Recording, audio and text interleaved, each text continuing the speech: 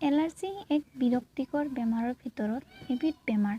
বৰ্তমান সময়ত এই বেমাৰৰ মাত্ৰা ক্ৰমান্বয়ে বাঢ়ি আহিছে।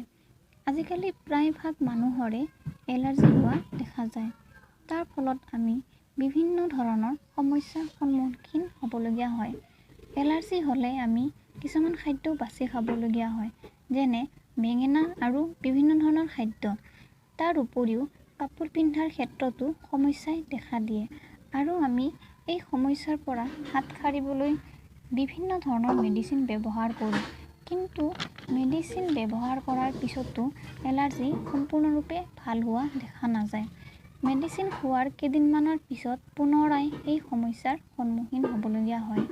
আৰু যিসকল ব্যক্তিৰ এনেকুৱা ধৰণৰ সমস্যাৰ সন্মুখীন হ'বলগীয়া হৈছে, তেওঁলোকে ভিডিঅ'টো সম্পূৰ্ণকৈ চাব।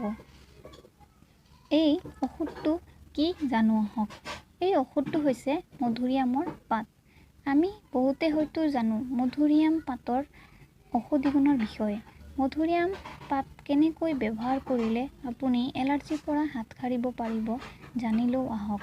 প্ৰথমে আমি কেইটামান কুমলীয়া মধুৰিআম পাত মিক্সি বা পটাত পেষ্ট কৰি ল'ব লাগিব আৰু ক'লা জিৰা হাফ চামুচ গুড়ি কৰি লৈ এটা বাটিত অলপ পানীৰ সৈতে মিহলাই ৰাতিৰ আহাৰ খোৱাৰ আধা ঘণ্টা পিছত খালে এলাৰ্জিৰ পৰা সম্পূৰ্ণৰূপে মুক্ত হ'ব পাৰিব।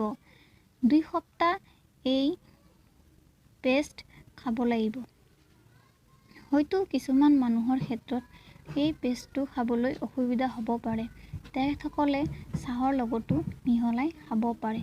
মধুৰিআম পাতৰ আৰু ঔষধি গুণ আছে। তাৰ পিছৰ ভিডিঅ'ত মই জনাবলৈ চেষ্টা কৰিম। ভিডিঅ'টো লাইক শ্বেয়াৰ কৰিব।